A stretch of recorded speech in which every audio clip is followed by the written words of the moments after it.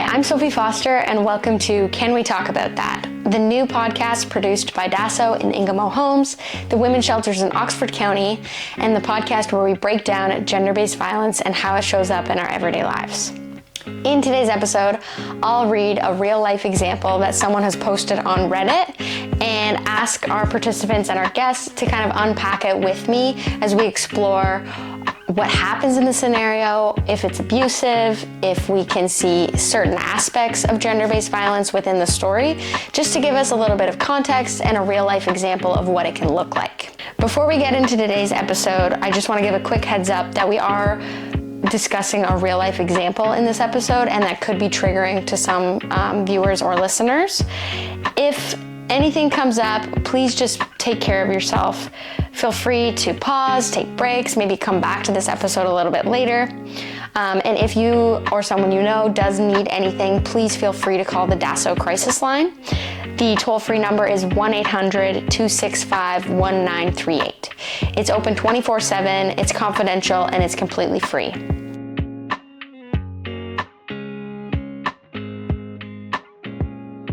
For today's episode, we're doing a Reddit reaction again, and I have my beautiful hosts that you've probably seen on multiple of these episodes. So we have Brooke McCoy from Ingamo Homes, the child and youth worker. We have Natasha McMillan, the outreach worker at DASO, and we also have Zarina Garcia, the manager of programs and outreach for Ingamo Homes. So for this episode, we are going to unpack another Reddit example or Reddit story. This one is a little bit longer, so bear with me and hopefully we can remember some of the details. Okay, so for this one, the title that the author wrote is Am I the Asshole? It feels like my husband dropped the ball while I was in the hospital, and now he's demanding divorce or couples therapy instead of taking accountability. Okay. Last week, I was in the hospital for 7 days, and during that time, I had severe pain, nausea, vomiting, and I was also simultaneously diagnosed with HSV-1. But because I am immunocompromised, the ulcers went into my esophagus and digestive tract as well as stomach. I could not eat or drink during this time, and my husband came and visited me 3 out of the 7 days that I was there. The maximum amount of time he spent with me was 2 hours, and during that time he was distant, frustrated, and just in general didn't seem happy to be there. I grew up with a mother that has a chronic illness, so I'm of the opinion that when your partner's ill and in the hospital, you stay by their side. A little aside, my husband lost his job back in January, so he's currently also unemployed. For the most part, I was willing to let the hospital visit slide, but when I got home, the house was a complete disaster. My treasured plants that I had taken such care of were wilted and some of them died. One of my plants had lost 90% of its leaves due to the fact that it had not been watered enough. My husband admitted that the house was a mess, but then he spent the rest of the day playing video games. I was still too unwell to take care of anything. Fast forward 2 days later, the weekend comes, and I spend my Saturday and Sunday getting the house back in order with little to no help from him. I will admit he did vacuum the stairs. He vacuumed the kitchen, and he did a load of laundry, but if you know deep cleaning, you know he did the bare minimum. I finally confronted him on Sunday and let him know that I was entirely disappointed in the entire week and felt like he had dropped the ball. His response was to tell me that I'm stupid, that I'm lazy, that I do nothing, that I have no friends, that there is a reason everyone dislikes me and leaves me. Projecting. He said he would be happier without me. Yeah, that's a good point. He sent me an entire list of the things that he did during the week-long stay in the hospital. Oh. And they included things like drive 30 minutes to hospital, brought her Wow. Brought her things that she needs, walked the dogs, dusted, and vacuumed. I know for a fact he did not dust or vacuum because when I did, it was filthy. But really, that isn't the point. The point is that he put visiting me as a chore on his list. Wow. He has no problem sitting for hours in an emergency room with our dog, but the second I'm sick, it's like he's nowhere to be found. I'm tired of feeling unsupported. He says that I am a reactive abuser and that I specifically look for fights when I'm bored. The reality is that I just want a husband that contributes enough that I feel like he can actually support me when I'm sick, and my greatest concern is that if we ever have children, that I would not get the support that I need. I will admit, after being insulted over and over again, I finally called him an asshole and told him that he was a jobless I have since apologized 4 times for that, but this time he's not backing down and he refuses to take any accountability for what he said to me. He believes he gets carte blanche because of the fact that I started the fight. He believes everything he says to me. I don't even know what I'm looking for posting this, honestly, because I feel like I'm slapping myself in the face with the divorce papers. I'm undervalued and underappreciated, and at this point I feel completely crazy, and I constantly question whether or not I'm valid in my own feelings now. I came to my husband with criticism and he couldn't hack it. He now calls me a liar and a manipulator. Is there any salvaging this, or am I the asshole? What would you do? Sign those divorce papers. Yeah, get out. Yeah. Yeah. That's Brutal. so much for in sickness and in health. That's literally what was going through my head. Yeah, and I think too, like, not only did you not visit me all these times, and I grew up seeing that support and I'm not receiving that. Not only did I not get your full support, but you put it as a chore. And you put driving 30 minutes to the hospital as something that you did this week. Are you kidding? I know. Yeah. I know. Yeah. Like, record the hours that you spend playing video games, though. Yeah. Because even that piece, I was just like, oh, it's giving man-child, it's giving mama's boy, like, uber dependent. Right. You know, like, very Yes. entitled to her care, like, Right. as in her caring for him and her probably managing the house and taking care of all the chores. Yeah. The chores. And even the piece around, like, where she said, I just wanted him to support me while I was in the hospital or while I was sick. I was like, it sounds like, girl, you need support, period. Mm-hmm. Like, that piece around being in the hospital, it's, that's gross. But I think if he's not even supporting her, period, which is what that sounds like that. Yeah. Yeah. Like, It sounds like the hospital is like a catalyst to see what really is going on here. Yeah. The hospital's bringing out all this stuff. Yeah. Yeah, it's an eye-opener. And like being, resentful or angry at her for being sick and being in the hospital because then like she can't take care of all the things, like that's like gender expectations too, right? Like, And Zarina, you're totally right about the projection. Like, as I was reading, I was like, yeah, that's exactly what he's doing. What did he say? He was like, lazy, stupid, do nothing, have no friends, everyone dislikes you, and leaves you. And he'd be happier without her. Like, if you flipped it, that's basically how that's she's probably feeling about him. Yeah. And he said it all. yeah. And it sounds like she's doing everything. And she was just in Even the after hospital. she comes home. I know. Yeah. That's not. So one thing to note, though, is that the lack of empathy, he has no empathy for her. She just got diagnosed with this huge thing, and she's struggling, and she's physically in pain. So no empathy. Also, he basically emotionally abandoned her and left her in the hospital alone, which is awful. She was there for a week. Or what'd she say? I think it was a week stay. Yeah. So it's not really about not doing enough, because I'm going to assume that this guy did say, like, nothing I ever do is good enough, that classic saying that comes out, that we do hear from man-childs a lot. Men-child, yeah, what's the saying there? Plural. It's about doing almost nothing, whether it's emotionally or practically. He basically did nothing. And then he also weaponized her losing it on him when she finally was like, no, like, don't stop calling me names. And she basically mirrored what he was doing to her. He just turned it right back on her. So, and then she said she apologized 4 times. He wouldn't take any accountability. Like, that right there is huge red flags. So when he basically turned it around, insulting her even more. That in itself is emotional abuse right there. Name calling, making her doubt her self-worth, saying, you have no friends. Like, it's just awful. And that she's the problem in this situation. Yeah. It's awful. So those are all kind of tactics of psychological harm, emotional abuse. Another thing too I wanted to bring up with this episode is gaslighting.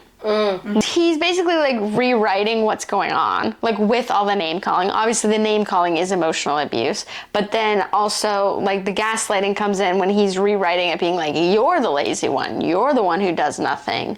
You know what I mean, with all that projecting? So he claims also that she's the reactive abuser. Right. Yeah. And that she's the problem and they need couples therapy because of her. Projecting. Or like even the part Projecting of like, again. oh well, I did this, this, and this. Like kind of being like, oh, like no, I did do stuff. Like you're saying that I'm not good enough, or I don't do things that are good enough. Defensiveness. Yeah. When, like, in a healthy relationship, let's just hope, in a dream world, he could have said, oh, I did, like, what can I do? What do you need?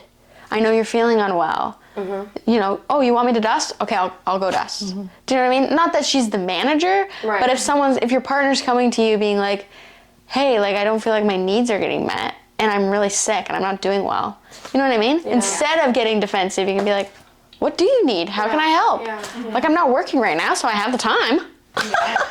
You know? Yeah, oh my god, like can we talk about that piece? Yeah, first? Like, yikes. the part where Yeah. he's unemployed. Right. Because I think like who's checking in on this guy's mental health too? Because it shouldn't be her responsibility. Yep. But like he doesn't seem like he's in a He sounds stable depressed. enough. Yeah, like Yeah, that. 100%. Oh, that is giving depression. And like even the way that he's projecting onto her, that sounds like his own self-talk. Yep. Like I'm not good enough. I'm lazy. People leave me. I don't have friends. People don't like me. Like Right. all of those things. It sounds like his self-talk. Yep. And because it's like, you know, that's feeding his mental, he's now pushing it onto her. Yep. It's like, you're to blame. Huge. Because I need Yeah. to blame someone other Yeah. than myself because man-child energy, I won't take accountability. Right? Like Right. there's so many layers to that. Right. But like then that brings us to that whole piece around who's checking in on this guy's mental health because he obviously is not equipped to check in on Right. himself. No, he And I don't sounds like think he needs she's like- support. Yeah. Yeah. Yeah, they both need support. But I don't blame her also for being like, you know what?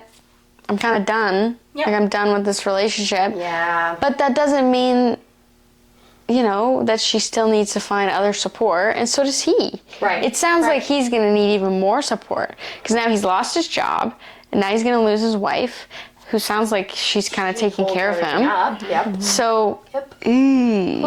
somebody's got to look out for him. Yeah, that's But it shouldn't be this woman. I don't no, think. No. it definitely. No. So was this like a Am I the Asshole subreddit? Yes. Oh, okay. She was asking, am I the asshole? Because she's questioning her reality now, being like, Yeah. am I the bad one? Yeah. I think she knows she's not. I mean, she wrote this whole page, you know? Yeah. Yeah, and there was a part in there where she was just like, I don't know what I'm looking for in this. Right, Or yeah. something like that. Like, She also mentioned this whole fear of parenting, being like, if we have kids, Right. I'm scared that I'm not going to get enough support. That's a red flag, too. oh, yeah. Absolutely. And that, like, you know, you're seeing this pattern, and it looks like he can't even show up for himself. Yeah. Yeah, for You sure. know? That's not great.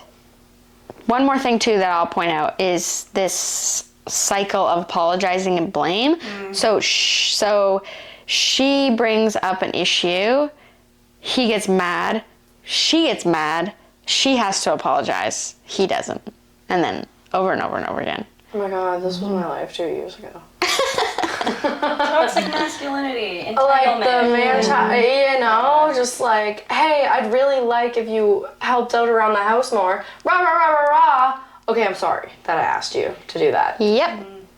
Now I'll That's go, yeah. Yeah. Now I'll go do this, this, this, this. Yeah. It's hard. And I will say, like, splitting up domestic chores and, like, finding your way through that, it is hard. This is the first time, really, in forever that Yeah. men and women both work and they both Right. live at home and they have kids and you have, like, everybody's got to take care of everything and there's way less time. Everybody has way less time. So this is the first time ever that we have households like this. We are trying to figure it out, but it's, you know, we've got to be open to our partners Yeah, asking for help. I feel like it's very ingrained and normalized for women to do that double shift, though. They come home from work, and then it's all the household duties. They cook dinner, 1000%. they clean up, Yeah. I know. This poor woman, and now she's sick. Yeah, and then imagine being physically in pain, having this disease, possibly being on medications, you know? And just getting home from the hospital. Like, a week-long stay at the hospital is a long time. And your plants are dead. I know. So much grief. Oh, yeah. Yeah, I'd be so mad about that. Yeah. Like, you couldn't take care of my plants for 1 week? Yeah. They don't die that fast. Yeah. Like, what did you do? You can't take care of my plants. What if we have a kid? Yeah. Probably. Yeah. Okay, well, any final thoughts before we wrap up this episode? Sign those papers. Yeah, sign those papers. Sign 'em. I think move on, take care of yourself. Yeah. Find people that will support you. Yeah. And drive to the hospital and not count that as like, "Ugh, I had to drive to the hospital to go see my sick wife." Yeah, that was Yeah. so gross. Oh my god. You know? No respect for her. Yeah, no Yeah. respect. Okay, well, I think this one gave us a good example of like emotional abuse, gaslighting, making you question, like, wait a minute, am I the jerk in this situation? And also the erosion of like trust between them. They've been married. I'm sure it hasn't been like this forever. And also that idea of, it sounds like he's depressed and he needs help. Yeah. Yeah. You know what's interesting though? Sorry, I know you're trying to wrap up. No, but, that's like, okay.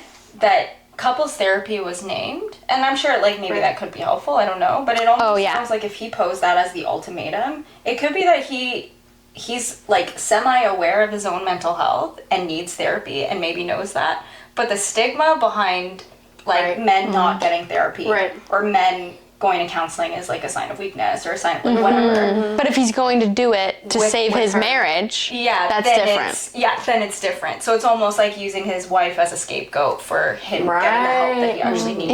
Interesting. Maybe. So I threw that one in there before he closed the episode. No, I think this. This is why we're here. Yeah. Well, and I think too, like, I wasn't thinking this before I brought it, but I think this example actually says a lot about men's mental health. And that when we look at people who maybe are abusive or are toxic even or unhealthy, like a lot of the time they need help and they need support, and actually all the time they need help and they need support. And so this one kind of highlights, obviously this woman and wife needs support, and maybe that's where we would come in working at the women's shelter, but like we also recognize he sounds really depressed and he doesn't sound like he's doing very well. So yeah, tough scenario. Yeah. So not sure of the update, but maybe we can find it on Reddit.